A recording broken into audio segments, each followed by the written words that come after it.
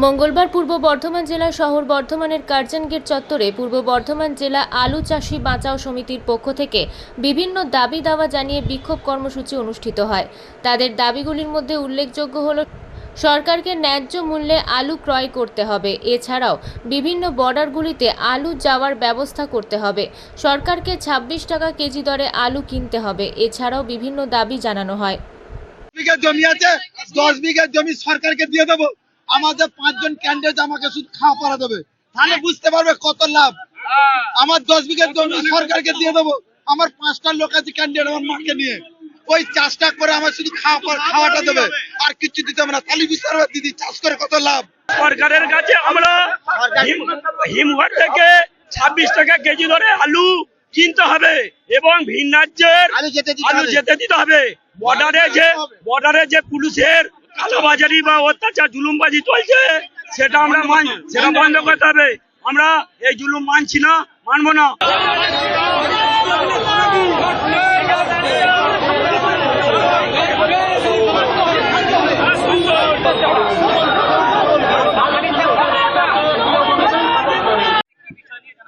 আমরা ডিএম অফিসে ঘেরাও করছি। আমাদের বর্ডারে যে খারাপ আলুগুলো হয় সেগুলো যেগুলো বাংলায় খায় না, সেই আলুগুলোকে আমরা ভিন রাজ্যে পাঠাই। তা সেই আলুগুলোকে যেতে দিচ্ছে না, আর সেই আলুগুলোকে যেতে না দেওয়ার জন্য আমাদের কৃষক আমরা কোনো ব্যবসাদার আলু কিনছে না আমাদের কাছ থেকে। উন্নত মানের যে আলুগুলো আছে সেই আলুগুলোই আমাদের বাংলায় শুধুমাত্র খাচ্ছে, আর ভালো খারাপ আলুগুলো কেউ খাচ্ছে না। তো সেই আলুগুলো আমরা পাঠানো সত্ত্বেও সরকার বাধা দিচ্ছে যাতে না পাঠানো হয়, ভিন রাজ্যে আলু না যাওয়া হয়। আমরা চাইছি আমাদের বর্ডারগুলোকে সিল না করে বর্ডারগুলোকে ছাড়া হোক, হতে পারে সেই দিকে সরকার চিন্তা ভাবনা করুন।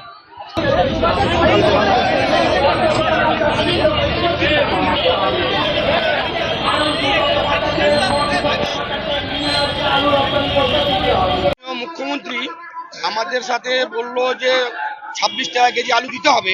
আমরা তো 26 টাকা কেজি আলু দিতে রাজি আছি।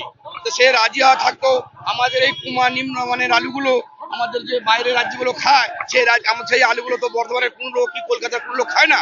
তো সেই কুমা আলুগুলো আমরা তো বাইরে পাঠাচ্ছি, সেগুলো কেনে যেতে দিচ্ছে না। পুলিশে কেনে টাকা নিচ্ছে, জুলুম করছে, গাড়ি দুদিন একদিন করে আটকে রাখছে, আলু পচে যাচ্ছে। হ্যাঁ, সেই নিম্নমানের আলু তো বাইরে না গেলে এখানকার লোক খাবে না।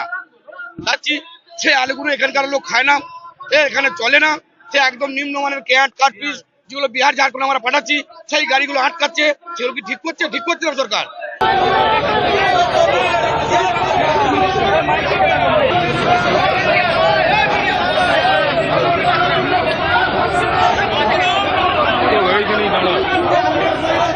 আমাদের অভিযোগ মূলত হচ্ছে যে আমাদের যে আলু উৎপাদিত কৃষকের আলু, এই আলু ব্যবসাদাররা কেউ খরিদ করছেন না, কারণ তাদের আলু বাইরের রাজ্যে যেতে পারছে না।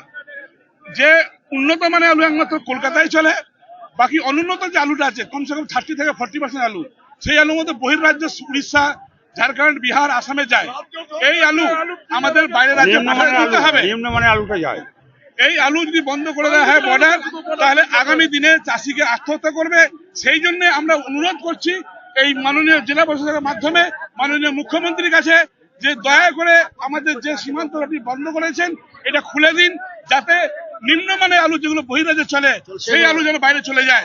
এবং আপনি যেমন প্রতিশ্রুতি আমাদের দিয়েছিলেন যে 26 টাকা কেজি আলু কিনবেন, আমরা দিতে রাজি আছি। 26 টাকা কেজি ধরে ওনাকে যত খুশি আলু বলবেন, গোটার পশ্চিমবাংলা রাজ্যের মধ্যে বলছি সব জায়গায় আমরা রাজি আছি। পূর্ব বর্ধমান থেকে তন্ময় ঘোষের রিপোর্ট, আনন্দ বার্তা।